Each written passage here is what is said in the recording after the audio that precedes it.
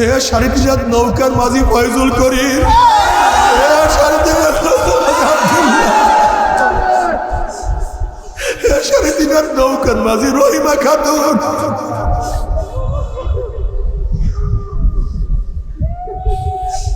5টা সমুদ্র পাড়ি দিয়ে আমার মাওলার কাছে যাইতে হবে। মৌরাত এক সমুদ্র, কবর এক সমুদ্র, কিয়ামত এক সমুদ্র, মিজান এক সমুদ্র, পুসরাত এক সমুদ্র। এখনো দরিয়ার কিনারায় আছো, ইমানের অবস্থা দেখো, আমলের অবস্থা দেখো।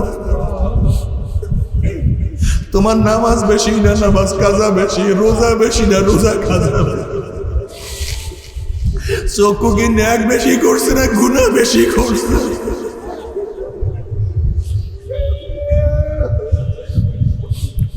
গুনাহ যা করছো তওবা করতে পারছো কি পারো না? ঈমান কি মজবুত না দুর্বল হয়ে গেছে? আল্লাহ না করুক, আল্লাহ না করুক, আল্লাহ না করুক, দুর্বল ঈমান পচা আমল নিয়ে তুমি মৃত্যুর আসার খাইয়া পড়িয়া যাও। আজরাইল আলাইহিস সালাতু ওয়াস সালাম যখন তোমার কাছে আমার কাছে আসবে, দেখবা আজরাইলের মাথা আসমানে, পাও তার জমিনে, এক হাত মাসিক আর এক হাত মাগরিবে, নীল রঙের দিঘির মতো বড় বড় 2টা চক্ষু আল্লাহ তুমি মাফ করিয়া দাও। সমস্ত শরীরের পশমের গোড়া দিয়ে শুধু আগুনের ঝিরকি বাইর হইতে থাকবে। ওই আজরাইল যখন তোমার আমার রুহের উপর থাবা মারবে, পচা ঈমান পচা আমল কিন্তু টিকবে না, আমার মাওলার জান্নাতেও যাইতে পারবা না। আল্লাহ ছাত্র সব কিছু পারেন, কিন্তু সময় মতো পরীক্ষা হলে গেলেন না, পাস করবেন না ফেল করবেন? কিসের গুরুত্ব না দেওয়ার কারণে? আপনার টিকিট ভিসা সবই আছে, সময় মতো এয়ারপোর্টে যেতে পারলেন না, পেলেন আপনার জন্য অপেক্ষা করবেন, উড়াল দিবে। কিসের গুরুত্ব না দেওয়ার কারণে? আপনি ভালো একজন কৃষক, কিন্তু যেই ফসল যেই সময় লাগাবার কথা দরকার সেই সময় সেই ফসল লাগান নেই। যেই সময় যেই ফসল তোলার কথা সেই সময় সেই ফসল তুলেন না, আগে বা পরে তুলছেন। যেরকম ধরেন আম পাকার আগে আম পারছেন, আম পাকবে না পচবে? পোক্ত হওয়ার আগে ধান কাটছেন, ধান পচবে না পাকবে? কেন? কারণটা কি? সময়ের গুরুত্ব দেন। কিসের গুরুত্ব দেন না? সময়ের গুরুত্ব দেন না। টাইমিং, সময় সবচেয়ে দামি। আপনি স্বীকার করতেছেন, টার্গেট করছেন পাখিকে, কিন্তু আপনি সময় মতো গুল্লি করেন নাই। 1 সেকেন্ড বা 1-2 সেকেন্ড পরে আগে পিছনে করছেন, দেখবেন ফাঁকা, খালি আওয়াজই হবে, পাখি পড়বে না। সময় মতো হয়নি। আপনি বর্ষি বাইতেছেন, মাছে যখন খোপ দিছে একেবারে টুডি পয়েন্টে আপনি টান দেন নাই, আগে বা পিছনে টান দিছে, মাছ বাঁচবে? কি মতো হয়নি? আপনি খেলতে গেছেন, ধরে নেন ক্রিকেট খেলতেছেন, কিন্তু টাইমিং মিলে নাই, সময় মিলে নাই, ব্যাটে এবং বলে আপনি আউট হবেন না, গেম করবেন? কারণটা কি? সময় মতো হয়নি। সময় সবচেয়ে দামি, এর চেয়ে দামি কোনো জিনিস নেই। এ তো দুনিয়ার কিছু উদাহরণ দিলাম, এরকম সব বিষয়। সময় মতো চিকিৎসা না করলে রোগী বাঁচে না, সময় মতো অপারেশন না করলে বাঁচার আশা করা যায় না, সময় মতো বাচ্চা জন্ম গ্রহণ না করলে মারা যায়, বাচ্চা বাঁচে না। কথাটা বুঝতে হবে। সব কিছু কিসের সাথে সম্পৃক্ত? এবার আখেরাত, যদি সময় গুরুত্ব না দেন দুনিয়াও বরবাদ, আখেরাত তো বরবাদ। যেমন আপনি নামাজ পড়বেন, এই পড়বো, হাত্তা মাজা তক্তুহা সুম্মা কাজা। জহুর রক্ত চলে গেছে, জহুরের সময় যেই কাজটা করতেন, উযু করতেন, কিয়াম করতেন, রুকু করতেন, সাজদা করতেন, কেরাত, কওমা, জলসা সব করছেন, কোনোটা বাদ দেন নেই, কোনোটা। কিন্তু সময় মতো করেন না, একটু সময়টা চলে গেছে, সময় মতো, কিন্তু সব কিছু করছেন। যখন কাজা করছেন তখন কি উযু করেন নাই, রুকু করেন নাই, সাজদা করেন নাই? আদার সময় যেই কাজ করতেন কাজার সময় হুবহু একটা, কোনো পার্থক্য নেই, কিন্তু সময় মতো করেন নাই, এই সময়টা চলে গেছে। এর জন্য ইচ্ছা করিয়া সময় বাদ দিয়া নামাজ পড়লে 2 কোটি 88 লক্ষ জাহান্নাম। কয় কোটি? কি মতো নামাজ না পড়ার কারণে? বুঝেননি? ও কোনো গুরুত্ব নেই। ইন্নাস সালাতা কানাত আলাল মুমিনিনা কিতাবাম মাওকুতা, সময় মতো পড়তে হবে। সময়, এই আসরের নামাজ পড়বো, পড়তেছি, পড়বো, এই পড়বো, কাজ শেষ, আসর তো চলে গেছে। নামাজ কাজা না আদা? ইচ্ছা করলে করলে, বলেন বলেন, আদার সময় যা করতেন কাজার সময় একই করছেন, কিন্তু গোসল যদি ফরজ হয় ফরজ গোসল আদায় করছেন, উজু ফরজ হইলে আবার উজু করছেন, কিয়াম করছেন, সব করছেন, কোনো পার্থক্য সময় মতো হয়নি, কারবার শেষ। বুঝাতে পারেন? দেখেন সময়ের গুরুত্ব সবচেয়ে বেশি। এই রোজা রাখছেন সারাদিন, এই আর 1 মিনিট বাকি সূর্য ডোবার, আর কি হবে, পানি পান করি না, অসুবিধা কি? 1 মিনিট বাকি থাকতে 1 ফোঁটা পানি পান করছেন, কারবার কি হয়ে গেছে জানেন কি অবস্থা? 2 মাস কাফারা। 59 রাখছেন, একটা ভাঙছেন, আবারও গোড়ার থেকে 59 রাখছেন, একটা ভাঙছেন, আবারও গোড়ার থেকে। বলে বুঝলি এত ভাঙছি কোনোদিন রাখি নাই, কারণ আপনি একটাই এত কন। সময় আসতেছে, এখন কিছু বলবো না, এখন না, সময় আসতেছে, সময় আসতেছে, অপেক্ষা করো। ক্যান্সারের জান যখন শুরু হয় তখন রোগীর কিছুই হয় না, কিছু বুঝে না, কিন্তু যখন ফাইনালে চলে যায় তখন বুঝবা অবস্থাটা কি, আর ফেরার যায় না। তুমি যে ক্যান্সারের জান কলমের মধ্যে ঢুকাইতেছো, সময় আসুক তখন বুঝবা অবস্থাটা কি হয়। তা সময়ের গুরুত্ব না দিলে খসরাত দুনিয়া ওয়াল আখিরাত, দুনিয়াও বরবাদ আখিরাত। এই যুবকরা শোনো, সময় চলিয়া যাইতেছে। আল্লামা রুমি রহমতুল্লাহ আলাইহি সময়কে, প্রত্যেকটা সেকেন্ডকে একটা মানিক তুল্য মনে করতেন, মানিক, ডায়মন্ড, সবুজ ইয়াকুত পাথর। উনি উদাহরণ দিচ্ছেন এইভাবে, এক কৃষক হাল চাষ করার জন্য জমিনের মধ্যে গেছে, হঠাৎ নাঙ্গলের ফালের মধ্যে টক টক টক টক আওয়াজ। কিসের আওয়াজ? কৃষক খুঁজছে, খুঁজতে দেখে একটা কলস, ঢাকনা দেয়া, আটকানো। কৃষক মানুষে পরামর্শ পাইছে, আর জীবনে কোনো টেনশন নেই, সব কিছু পেয়ে গেছে। কৃষক কলসের মুখ খুলছে, খুইলে দেখে সাদা সাদা মার্বেল। কৃষক আফসোস করছে, মানুষ পায় স্বর্ণ টাকা, আর আমি পেয়েছি কিন্তু মার্বেল। যা, গুল্লি বাঁশ মারার অভ্যাস ছিল, গুল্লি মাছ বাজার কাজে, গুল্লি বাঁশ মারার কাজে লাগবে।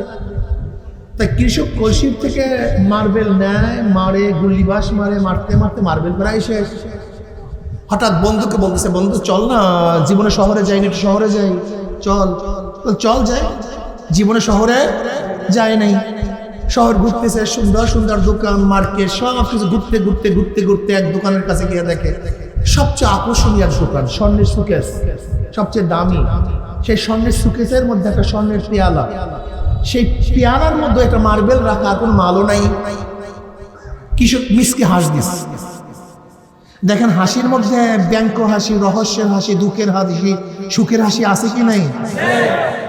যেহেতু ওই ব্যক্তি দোকানদার, অনেক দামি দোকানদার, উনি তো আর হাসির মধ্যে কিন্তু বুঝছে এই হাসি যেমন তেমন হাসি না। এবার দোকানদার ডাকছে, যুবক এদিকে আসো। ও ভরকায় গেছে, জীবনে তো শহরে আসে নাই, ফার্স্ট। তুমি হাসছো কেন? এমনিতেই। না, তোমাকে বলতে হবে তোমার হাসির মধ্যে কারণ আছে। না, এমনিতেই হাসছি, ভয় পেয়ে গেছে। না, তোমাকে বলতে হবে। ভয় বলবো না নির্ভয় বলবো? নির্ভয় বলবো, সমস্যা কি বলো?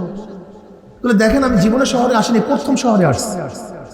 শহরের মধ্যে আপনার দোকানটা সবচেয়ে ভালো, কোনো মালও নাই, কিন্তু আমি আশ্চর্য, আমি পাগল টাগল নাকি? ওই স্বর্ণের পেয়ালার উপরে মার্বেলটা রাখছেন কেন? কি বলো না কেন? তুই কি শুনছ 7 রাজার ধন মানিক? তোরা শুনছি তো? এইটাই তো সেই 7 রাজার ধন মানিক, এইটাই তো সেই 7 রাজার ধন মানিক। আপনি আমার সাথে ইয়ার্কি প্রেসিডেন্ট করা শুরু করছেন না? আমি গ্রাম্য মানুষের জন্য এরকম কত মানি গুলার বাসায় উড়াইয়া দিছে, মনে হয় 2-1 টাকা পকেটে ওরা ফট কইরা সে একটা মার্বেল বের করছে। এর মধ্যে দোকানদার দাঁড়ায় গেছে রিসেপশনের জন্য, আমার চেয়ারে বসো, এখানে বসো, সম্মান ইজ্জত দেয়। এখন কৃষক মনে করতেছে না এটা আর্টিফিশিয়াল কিছু না, তো আসলে অরিজিনাল। যখন কৃষক বুঝতে পারছে আমি না চেনার কারণে, না বোঝার কারণে আমি গোটা দুনিয়ার সম্পত্তি হারায় ফেলাইছি, এই কথা বলিয়ে কৃষক এক চিল্লান দিয়ে বেহুশ হয়ে পড়ে গেছে।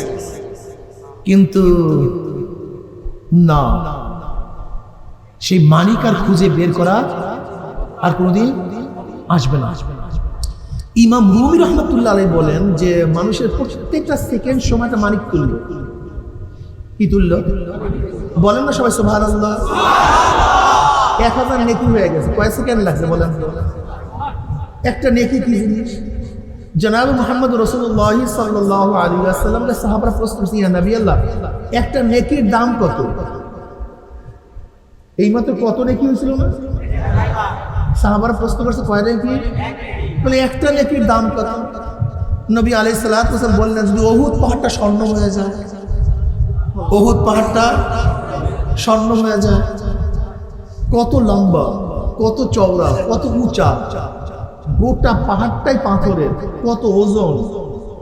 যদি গোটা উহুদ পাহাড়টা স্বর্ণ হয়ে যায়, তার যে দাম, তার একটা নেকির দাম অনেক বেশি। এখন বুঝেন তো সময়ের মধ্যে কত দামি, কত নেকি কামাতে পারেন। দেখেন এর জন্য মুআয ইবনে জাবাল রাদিয়াল্লাহু তাআলা قال رسول الله صلى الله عليه وسلم ليس يتحسن اهل الجنه الا على ساعه مرت بهم لم يذكر الله تعالى فيها। তিরমিজির মধ্যে রওয়ায়াত আছে জান্নাতীরা জান্নাতে আর কোনো আফসোস করবে না, শুধু ওই সময়টুকুর জন্য আফসোস করবে, ওই সময়টুকুর জন্য যে সময়টুকু দুনিয়ার মধ্যে জিকির ছাড়া কাটায় গেছে। আর একটা বার সুবহানাল্লাহ পড়তাম, আল্লাহ, আর একটা বার আলহামদুলিল্লাহ পড়তাম, আর একটা নেক যদি করতাম, একটা নেক, তাহলে আমার নেকের পাল্লা ওজন হয়ে যেত, গুনার পাল্লা হালকা হয়ে যেত। ওরে, আর একটা নেক করতে পারলে আমি হাউজে কাউসারে পানি পানি করতে পারতাম। আর একটা নেক হলে আমি পুলসিরাত পার দিয়ে চলিয়া যেতাম। আর একটা নেক হলে আরো সে জায়গা পেয়ে যেতাম। আর একটা নেক পাইলে আমার জান্নাত এইটা হইতেন, আমার জান্নাত ওইটা হয়ে যেত। আমার উদ্যান এইটা হইতেন, আমার উদ্যান ওইটা হয়ে যেত। বলেন তো এই নেক কামাই করে কিসের মধ্যে? সময়ের মধ্যে। কিসের মধ্যে? এখন মনে করেন সময় কত দামি। হাঁটতেছেন, চলতেছেন, ফিরতেছেন, জিকির করেন, সমস্যা কি? রিক্সা চলতেছেন, সমস্যা কি? আপনার কোনো কাজ আছে রিক্সায়? আপনি রিক্সা চলতেছেন, কোনো কাজ আছে রিক্সায়? জবানটাকে মাওলার কাজে লাগায়া দেন, সমস্যা কি আপনার? আপনি রাস্তা দিয়ে হাঁটতেছেন, পাও দিয়ে হাঁটেন, চক্ষু দিয়ে দেখেন, জবানটার কাজটা ওটা জিকিরে লাগায়। আপনি নিজে ড্রাইভ করতেছেন, চোখ দিয়ে ড্রাইভ করেন, পাও দিয়ে ব্রেক অ্যাক্সিলারেটর চাপেন, হাত দিয়ে স্টিয়ারিং ধরছেন, কিন্তু জবানের কাজটা ওকে জিকিরে লাগায় না, জান্নাতে অগ্রসর হতে থাকে। সমস্যা কি? দেখেন, খুব ভালো মতো বোঝার চেষ্টা করেন সময়ের কত গুরুত্ব। এক ব্যক্তি জীবনভর বেঈমানি করছে, কিন্তু মৃত্যুর পূর্ব মুহূর্তে এখনো সাকরাতুল মাউত আসে নাই, আখিরাতের মানজার তার চোখের সামনে আসে নাই, এর আগে লা ইলাহা ইল্লাল্লাহ মুহাম্মাদুর রাসূলুল্লাহ পড়ে ফেলেছে। এই পড়ছে তো বাস সাকরাতুল মাউত শুরু হয়ে গেছে, আখিরাতের মানজার চলে আসছে। লোকটা মুমিন না বেঈমান? কথা বলেন। লোকটা আর এক ব্যক্তি বাস এক সেকেন্ডের পর যখন সাকরাতুল মাউত দেখছে, আখিরাতের মানজার লা ইলাহা ইল্লাল্লাহ মুহাম্মাদুর রাসূলুল্লাহ, লা ইলাহা ইল্লাল্লাহ মুহাম্মাদুর রাসূলুল্লাহ, কাজ হবে? সময় মতো হয়, সময় মতো কলেমা পড়তে যুবকরা সময় চলিয়া যেতেছে। তুমি এই সময়ের মধ্যে জান্নাতের অনেক উঁচায় উঠতে পারো, অনেক। এই শোনো, একই ব্র্যান্ডের দুইটা মোটরসাইকেল, একই ব্র্যান্ডের দুইটা গাড়ি, একই ব্র্যান্ডের BMW, মার্সিডিজ, ল্যামোজিন, একই ব্র্যান্ডের, একই পাওয়ারের। একটা গাড়ি 50 বছর আগে তার গন্তব্য স্থানে রওনা করে, একটা গাড়ি 50 বছর আগে গন্তব্যস্থানে রওনা করছে। কত বছর আগে? আর একটা গাড়ি 50 বছর পরে রওনা করছে। একটা গাড়ি আর একটা গাড়ি ব্রান্ড পাওয়া সবকিছু, কিন্তু 50 বছর আগে যে গাড়িটা গন্তব্য রওনা করছে আর যেটা 50 বছর পরে রওনা করছে, আমাকে বলো তো 50 বছরের পরের গাড়ি আগের গাড়িকে ধরতে পারবে? কেন? কারণটা কি? তুমি এক্সিলারেটর বাড়াবা, তারও তো এক্সিলারেটর আছে। তোমার রাস্তা ওপেন, তারও তো রাস্তা ওপেন, কিন্তু সে তো 50 বছর। ধরবা কিভাবে? ধরবা কিভাবে? তার কাছে বুঝবা কিভাবে? এবার আমাকে বলো, যে যুবকটা 50 বছর আগে জান্নাতের দিকে রওনা করছে আর যে যুবকটা 50 বছর পরে জান্নাতের দিকে রওনা করছে, আমাকে বলো তো, যেই যুবকটা 50 বছর আগে রওনা করছে, তুমি 50 বছর পরে তাকে ধরবা কিভাবে? তুমি জান্নাতে যাবা না তা বলছি না, কিন্তু দেখো, জীবনে যদি কেউ একবার আল্লাহকে আল্লাহ বলিয়া ডাক দেয়, নামাজ নাই, রোজা নাই, কিচ্ছু নাই, ঈমানের সাথে জীবনে একবার আল্লাহকে আল্লাহ বলিয়া ডাক দিছে, সে একদিন না একদিন জান্নাতে যাবে বটে, কিন্তু পিঠের চামড়া থাকবে না। আমি বুঝতে পারি। একটা যুবক 50 বছর আগে নামাজ শুরু করছে, প্রতিদিন কত? 5, 365 দিন হিসাব করেন, এবার হিসাব করেন। আর তুমি মাত্র 5 ওয়াক্ত সময়, 5 ওয়াক্ত নামাজ মাত্র এই সময় শুরু করছো। তার আমল নামায় কত আর তোমার আমল নামায় কত? তুমি মাত্র টুপি মাথায় দেওয়া শুরু করছো। একটা যুবক 50 বছর আগে টুপির নেকে তার সব ভৈরা ফেলাইছে, খালি টুপির নেক। আর তুমি মাত্র টুপির নেক জমা দেওয়া শুরু করছো। একটা যুবক 50 বছর আগে দাড়ি রাখার পরে দাড়ির অ্যাকাউন্টে তার দাড়ির নেকের কোনো অভাব নাই, আর মাত্র তুমি দাড়ির নেক শুরু করছো। একটা যুবক সুন্নতি জামা 50 বছর আগে শুরু করছে, তুমি মাত্র শুরু করছো। একটা যুবক 50 বছর আগে পর্দা শুরু করছে আর তুমি মাত্র পর্দা করা শুরু করছো। একটা যুবক 50 বছর আগে তার চক্ষুকে হেফাজত করছে আর তুমি মাত্র শুরু করছো। একটা যুবক 50 বছর আগে তার জবানকে আমার মাওলার জিকিরে লাগাইয়া দিছে আর তুমি মাত্র আমার মাওলার জিকির শুরু করছো। তুমি জান্নাতে যাবে না তা বলছি না, কিন্তু যেই ব্যক্তি 50 বছর আগে জান্নাতের পথে রওনা করছে, ওই ব্যক্তির সমান তুমি কিভাবে হবা? ওই একই জান্নাতে তুমি কিভাবে যাবা? এ আমার যুবক বাবারা, সময় চলিয়া যাইতে আছে, সময় চলিয়া যাইতে আছে। তুমি কি দেখো না কবে জন্ম হইলাম, কবে দাঁত উঠলো, কবে দাঁত পড়লো, আবার কবে দাঁত উঠলো, কবে কোন তারিখের থেকে চেহারার মধ্যে দাড়ি ওঠা শুরু করলো, আবার কবে কোন তারিখের থেকে কাঁচা দাড়ির মধ্যে কোন রং তুমি সাদা রং লাগানো শুরু করলো। কে চোখের পাওয়ার হরণ করতে আছে, কে কানকে দুর্বল করিয়া ফেলাইতে আছে, কে হাতের শক্তি রহিত করতে আছে, কে মাজার শক্তি কোমরের শক্তিকে ধসাইয়া ফেলাইতে আছে। এক বুড়া লাঠি ভর দিয়া দিয়া হাঁটে, নুয়া নুয়া হাঁটতে আছে। যুবকরা বলে, ও বুড়া তুমি কি খোঁজ করো? যুবক বলতে আছে, তুমি কি খোঁজ করো বুড়া? ওই বুড়া খুবই সাহিত্যিক ছিলেন, তিনি যুবকের দিকে করুণ দৃষ্টি তাকাইয়া বলে, ও যুবক, আমি এই রাস্তায় আমার যৌবন হারাইয়া ফেলাইছি, এই রাস্তায় হাঁটতে হাঁটতে যৌবন হারাইয়া ফেলাইছি। বাড়ির থেকেই রাস্তায় বাজারে গেছি, বাড়ির থেকেই রাস্তায় মসজিদে গেছি, বাড়ির থেকেই রাস্তায় গ্রামে গেছি, বাড়ির থেকেই রাস্তায় চলছি। রাস্তা তো আগের মতোই আছে, কিন্তু আমি তো ঝুঁকিয়া গেছি, আমার দাড়ি পাকিয়া গেছে, এখন আমি রাতি ছাড়া হাঁটতে পারি না। আমি এখন যৌবন খোঁজ করতে আছি, কোথায় হারাইলা, কিন্তু যত খুঁজি আর তো যৌবন খুঁজিয়া পাবো না। আমার যুবক বাবারা, জীবন চলিয়া যাইতে আছে, কি করছো, কোথায় রওনা করছো? উমর ইবনে খাত্তাব রাদিয়াল্লাহু ফরমান, হাসিবু ক্বাবলা আন তুহাসাবু, তোমার কাছে হিসাব নেওয়ার আগে তুমি তোমাকে হিসাব নাও। ও চক্ষু, তুই কি নেকের কাজ বেশি করছো না গুনার কাজ বেশি করছো? ওরে কান, তুই কি নেকের আওয়াজ বেশি শুনছো না গুনার আওয়াজ বেশি শুনছো? ওরে জবান, তুই কত নেকের কাজ করছো কত গুনার কাজ করছো? ওরে হাত, কত ইয়াবা ধরছো, কত ফ্যান্সি ডিলের বোতল ধরছো, কত গাঁজার কলকি, কত ঘুষ, কত সুদ, কত চুরি, কত ডাকাতি, কত জুলুম, কত খুন তুই করছো? ওরে হাত, অন্যায় ভাবে কত মহিলার গায়ে হাত লাগাইছো?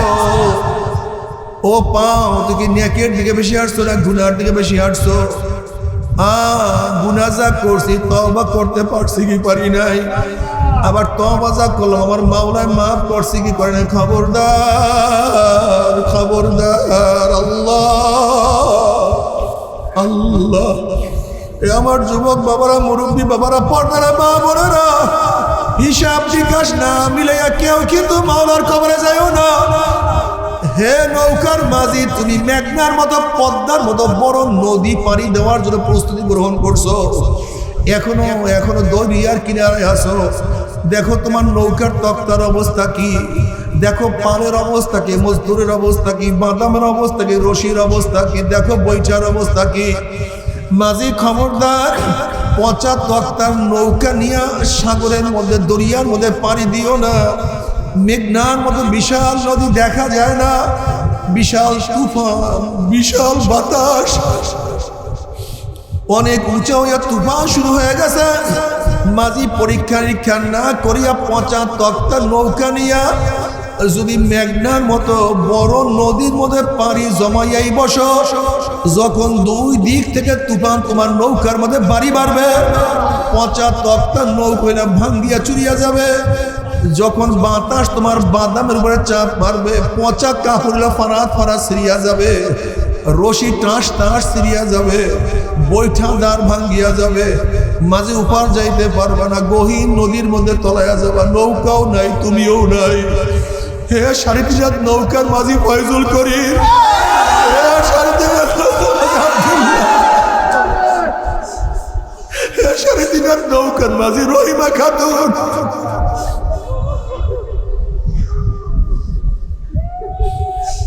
পাঁচটা সমুদ্র পাড়ি দিয়ে আমার মাওলার কাছে যাইতে হবে। মৌরাত এক সমুদ্র, কবর এক সমুদ্র, কিয়ামত এক সমুদ্র, মিজান এক সমুদ্র, পুসরাত এক সমুদ্র। এখনো দরিয়ার কিনারায় আছো, ইমানের অবস্থা দেখো, আমলের অবস্থা দেখো। তোমার নামাজ বেশি না নামাজ কাজা বেশি, রোজা বেশি না রোজা কাজা বেশি,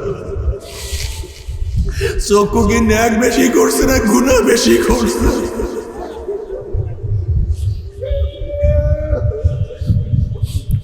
গুনাহ যা করছো তওবা করতে পারছো কি পারো না? ঈমান কি মজবুত না দুর্বল হয়ে গেছে? আল্লাহ না করুক, আল্লাহ না করুক, আল্লাহ না করুক, দুর্বল ঈমান পচা আমল নিয়ে তুমি মৃত্যু আসার খাইয়া পড়িয়া যাও। আজরাইল আলাইহিস সালাতু ওয়াস সালাম যখন তোমার কাছে আমার কাছে আসবে, দেখবা আজরাইলের মাথা আসমানে, পাও তার জমিনে, এক হাত মাসিক আর এক হাত মাগরিবে, নীল রঙের দিঘির মতো বড় বড় দুইটা চক্ষু আল্লাহ তুমি মাফ করিয়া দাও। সমস্ত শরীরের পশমের গোড়া দিয়ে শুধু আগুনের ঝিরকি বাইর হইতে থাকবে। ওই আজরাইল যখন তোমার আমার রুহের উপর থাবা মারবে, পচা ঈমান পচা আমল কিন্তু টিকবে না, আমার মাওলার জান্নাতেও যাইতে পারবা না। আল্লাহ, আল্লাহ তুই আমাদের সবাইকে মাফ করিয়া দাও। সময় চলিয়া যাইতে আছে, সময় চলিয়া যাইতে আছে। ও যুবক, ও আমার বাবা, তোমার চেয়ে অল্প বয়সী মানুষ আমার মাওলার ইবাদত করে না। আমি একবার মুন্সিগঞ্জে মাহফিলে গেলাম, একটা ছেলে আমার সাথে দেখা করার জন্য আসছে, পাগড়ি পরা, জুব্বা পরা, ফুটফুটে চেহারা। আমি বললাম, বাবা তুমি কোন মাদ্রাসায় পড়ো? বলে, হুজুর আমি তো মাদ্রাসার ছাত্র না, স্কুলে পড়ি। আমি কি মাশাআল্লাহ, এত সুন্দর সুন্নাত তরিকা কিভাবে চললা? বলে, হুজুর আমি দুষ্টামি ফাইজলামি করতাম, আমার বাবা মা ইটালিতে থাকে, নানা বাড়িতে থাকিয়ে পড়াশোনা করি। কিছু লোক আমাকে দাওয়াত দিয়া চরমনায় নিয়ে গেছে, চরমনাই ময়দানে যাওয়ার পর আমার মাওলানা দ্বীনের বুঝ দিয়া দিছে। আমি এখন টুপি পাগড়ি পরিয়া লম্বা জামা গানি স্কুলে যাই, কিন্তু উস্তাদরা টিটকারি করে, ছাত্ররা ফাইজলামি করে। নানা নানু সহ্য করতে পারে না, তারা নালিশ দেশে বাপ মার কাছে, তারা আমাকে এখন ইউটিলিটি দিয়ে যাবে। আমি পরীক্ষার জন্য বললাম, বাবা তাহলে এত সকালে এত কেন তুমি আমল করো? একটু বড় হইয়া তারপরে সুন্নাত মাহফিল চলিও। অমনি ছেলে দুই চোখের পানি ফালাইয়া দেবে, হুজুর বাবা ছাড়তে পারি, মা ছাড়তে পারি, না না না সব ছাড়তে পারি, আমি সব কিছু ছাড়তে পারি, কিন্তু নবীর সুন্নাত আমি ছাড়তে পারবো না।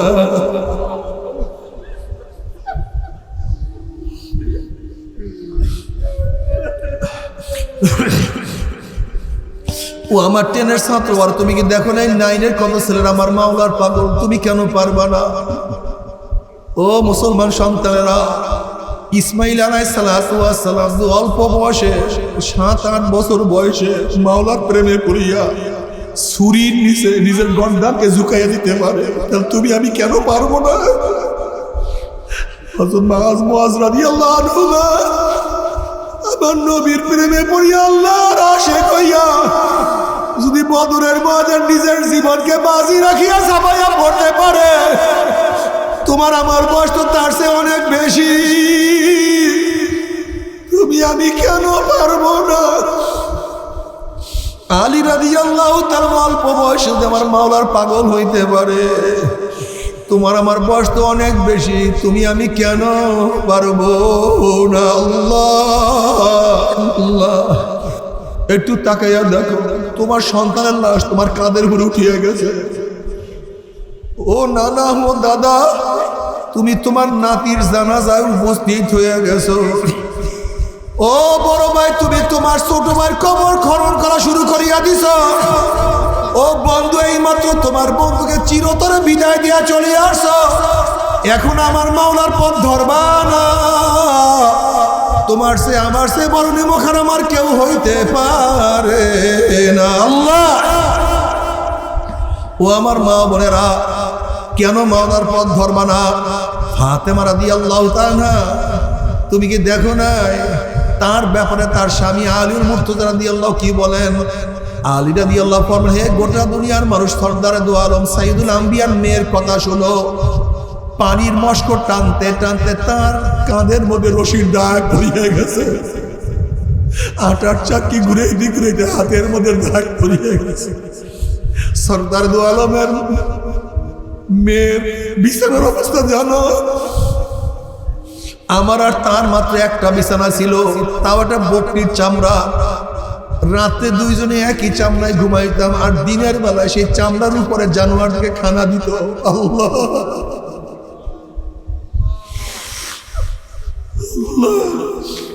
আম্মাজান আয়েশা সিদ্দিকা রাদিয়াল্লাহু আনহা ফরমান, নবীর ঘরে তো 2-3 দিন পর্যন্ত আগুন জ্বলতো না, কোনো খানা পিনার ব্যবস্থাও থাকতো না। আজকে বিল্ডিং এর প্রেমে পড়িয়া গেছে, বিল্ডিং এর প্রেমে পড়িয়া গেছে, আজকে দালান কোঠার প্রেমে পড়িয়া গেছে, গাড়ি বাড়ি প্রেমে পড়িয়া গেছে।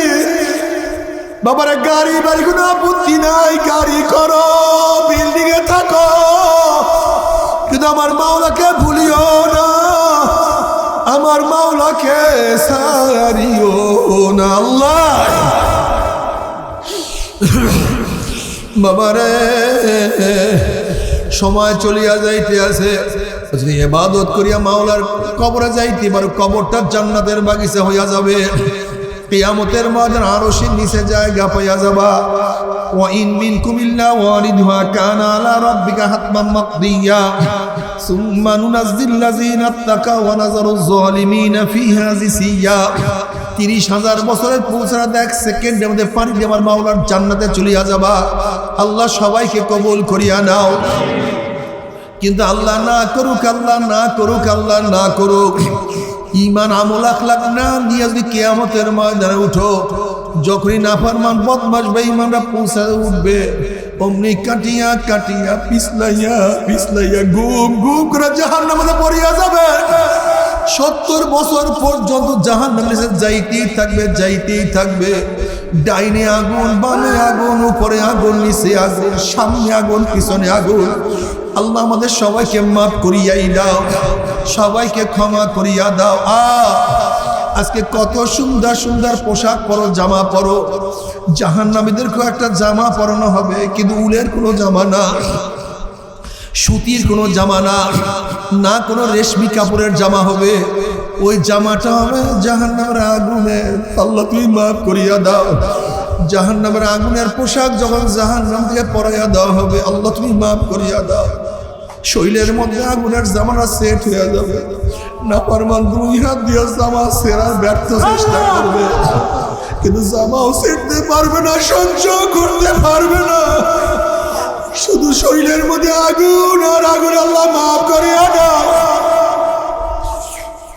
তবে মুমিন মুসলমান বলতে সবাই যে মনে চায় গুনার থেকে ফিরিয়ে আনে কামল করিয়া মাওলার জান্নাতে, কিন্তু সবাই যাইতে মনে চায় গুনাহ নিয়া। মাওলার জাহান্নামে কাউরে কিন্তু যাইতে মনে চায় না। কিন্তু কেনই বা আমরা নেক কামল করতে পারি না, কেনই বা গুনার কাম ছাড়তে পারি না? এর মূল কারণ হলো আপনার এবং আমার পিছনে নফস এবং শয়তান লাগিয়া রইছে। এই নফস এবং শয়তানকে ফেরার জন্য যে কোনো একজন হক্কানি আল্লাহর ওলির হাতে হাত দিতে হবে রে বাবা।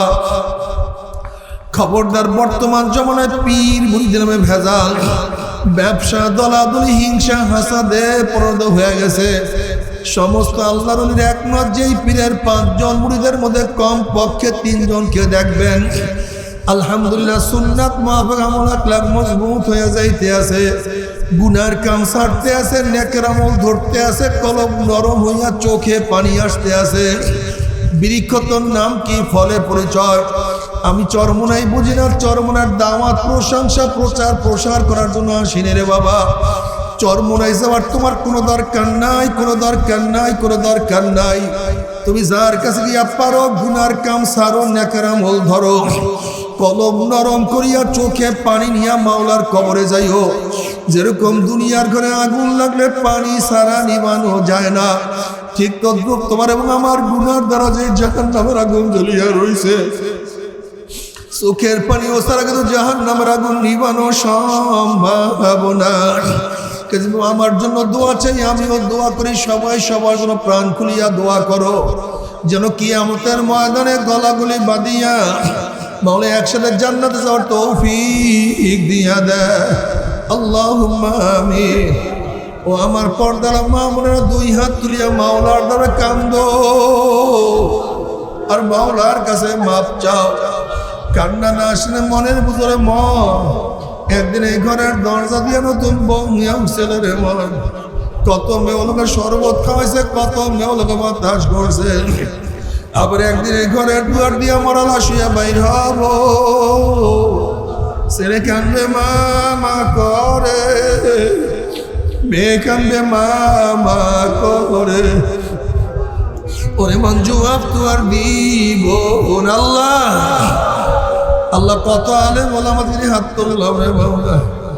আল্লাহ কত সাদা দাড়িওয়ালা ভাইদেরকে নিয়ে হাত তুললাম রে বাবা।